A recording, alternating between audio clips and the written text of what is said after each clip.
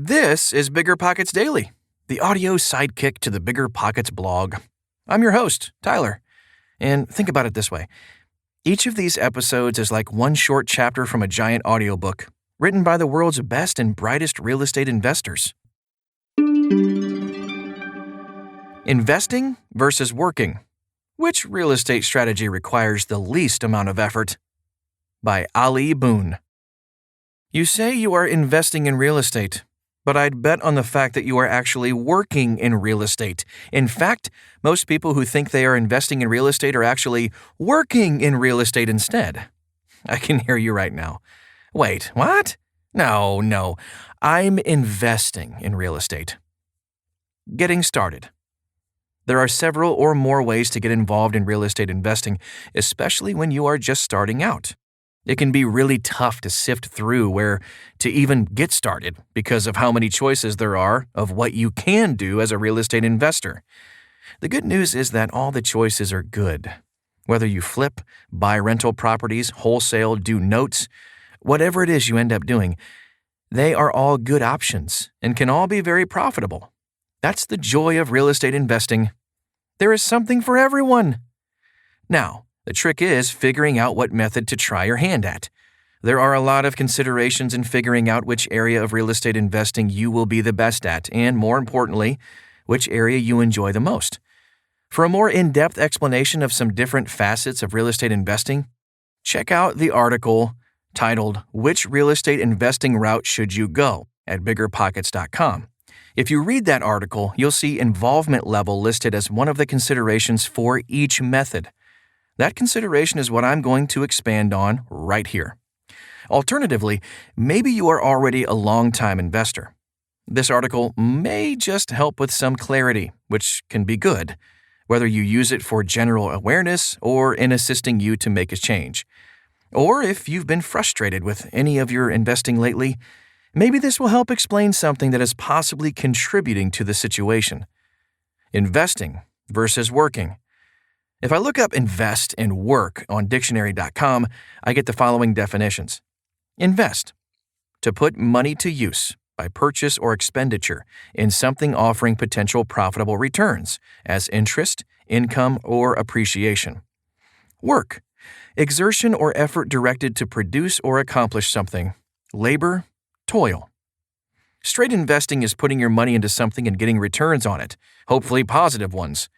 So your money is what brings in the return, not you. Working, on the other hand, means you, not your money, puts forth an effort into something in order to get a return. If I break these concepts down into even simpler terms, I come up with: invest, your money is the means to the profit. Work, your effort is the means to the profit. I'll go ahead and tell you right now, there is no means of investing that doesn't require at least a tiny bit of work on your part. It's impossible unless you are literally just handing your money to someone blindly, and they are investing it for you. You never ask questions, and you get returns on it. But for the most part, every method of investing requires at least some work on your part, even if it means signing your name to something, keeping an eye on something, or even just figuring out what it is in the first place you want to get involved in. All of that is work. That's okay. And just assume that to be the default level of work required with any investment option. However, once you start specifying different types of investments, you need to realize they all involve a different level of work on your part to make each one successful. Now, are you ready to apply this? Different methods of investing and how much work they require. I'm going to jump right in and show you a few different methods of investing and the differences in how much work is required for each via a fancy-dancy graph. I think seeing the breakdowns more visually will help put this into perspective a little nicer, and then under the graph, I will expand on each one. Hopefully, doing that will help you see more clearly how investing and working tie in together. And again, the amount of work noted is the amount of work required to make the overall investment plan. Ready? Set? Bam! Side note, you can see this amazing graph at BiggerPockets.com. Search for investing versus working. You'll find it. Wholesaling. If you've read many of my articles, you know I don't support calling wholesaling a method of investment at all. I only refer to it as one because it is so highly talked about amongst real estate investors. Just about every newbie investor has considered doing it at some point or another, and for whatever reason, the majority of people do think it is a method of investing. But the reality is, wholesaling is 100% work. It is a job. What people don't realize is that if you decide to wholesale, it is simply taking on a new job in order to gain capital that you can then use to invest. That part being the reason people consider it to be a method of investing, because it is almost always because someone wants to get into real estate investing, but doesn't have the capital to get started. There is nothing wrong with taking on wholesaling, and it is an amazing way to learn the ins and outs of investing. But there are a ton of other businesses you can start if you are just wanting to build capital. But without going on a rant about why I don't think wholesaling is a method of investing, just understand that success in wholesaling is 100% dependent on the effort that you put in. Your money does nothing for you in this method. Unless you are doing some varied version of wholesaling, then you might use some of your own money. Basic wholesaling equals not your money. It's all you. Flipping. This is one of the most interesting balances of investing and working. It can actually be a little tricky to comprehend, but I'll wait to explain why and just keep it simple here. You all know how flipping works. You buy a property, you rehab it, and you sell it to someone else for higher than the amount you paid for it plus what you spent on the rehab, and that is your profit. To successfully flip a property, you have to invest two things: money and work. The return on a flip is dependent on both of those things happening. Money is invested at the onset of the project as well as throughout, and work is what gets the house rehabbed. Rental properties with you as the landlord. Rental properties technically bring in income with no work required on your part. Income from rental properties, in theory, comes in monthly, regardless of whether you did any work or not. Whereas with flipping, for example, no income happens without putting work into it. Here, work is technically not required. However, things do still have to happen in order for a rental property to continue functioning correctly. So that does bring in a little work, more like work to make sure it keeps working, not work required to bring in current income. Things like finding tenants, collecting payments, handling maintenance requests, and keeping the house intact. Those are ongoing tasks associated with properly managing any rental property. Those activities are work, meaning they can't be done by putting money into them. They have to be done by putting your effort into them. As you'll see on the graph, this workload isn't huge, but it exists, and it can definitely take some time, especially 3 a.m. maintenance calls. If you landlord your own rental properties, these tasks are on you.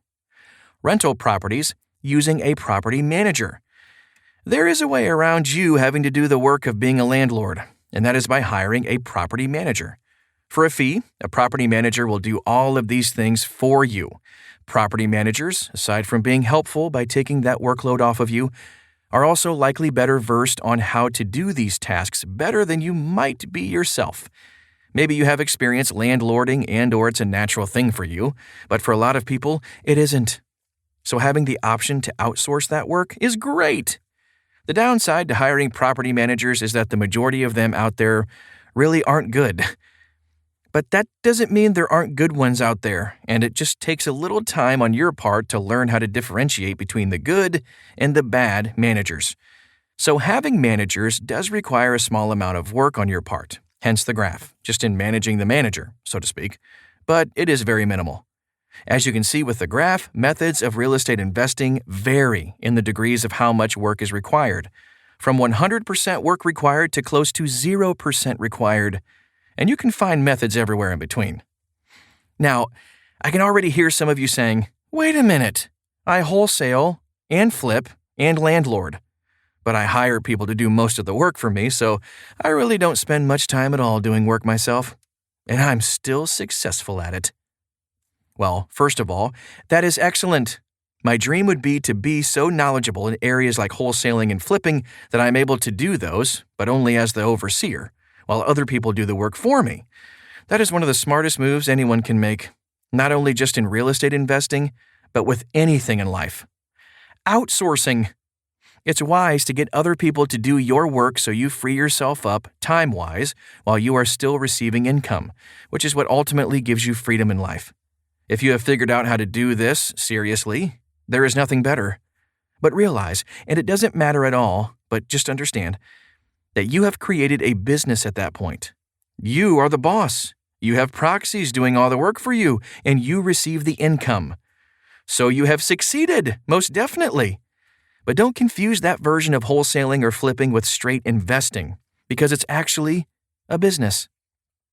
Taxation of investments versus working. To further encourage all of this, you can always look at the tax implications of each method. Seeing those will further encourage this idea of investing versus work because the IRS categorizes all income as either active income or passive income. Active income means, just as it suggests, effort had to go into making that income. For example, work. Passive income means, technically, no work is required in order to receive that income, like investment.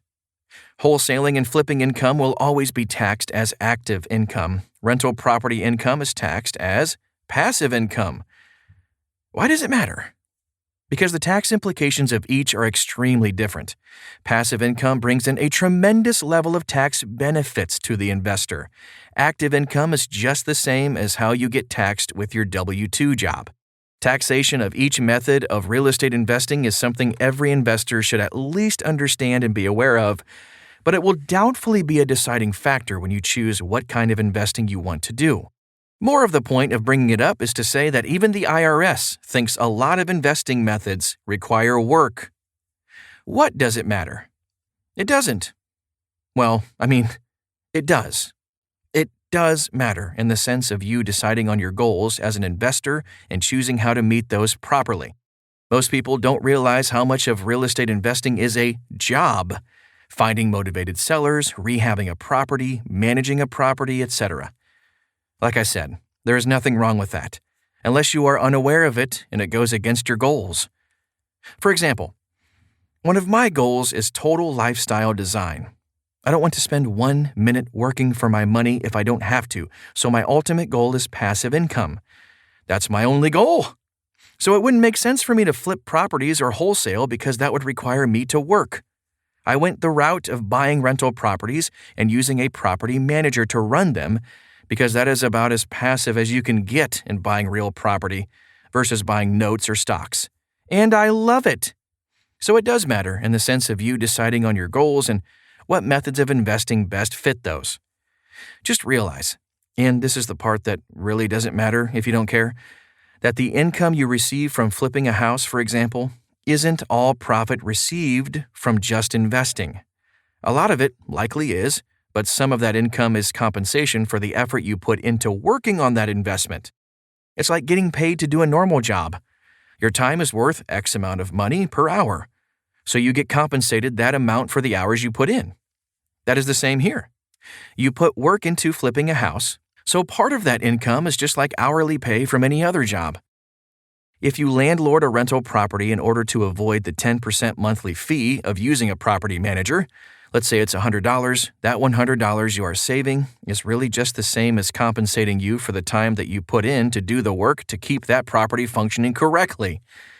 Some months you may not put in any work, yay, but other months you will put in a good bit of time. So you have to weigh if earning $100 a month is worth that time.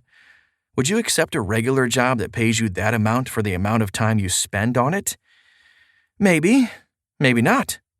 Just be sure you are looking at it in perspective. That's a wrap on today's episode of BiggerPockets Daily. If you're enjoying the show, can I ask for a favor? Please leave us a rating and review in Apple Podcasts. It takes a few seconds, and your feedback really helps us out. Thank you. Oh, really? And we'll see you again soon.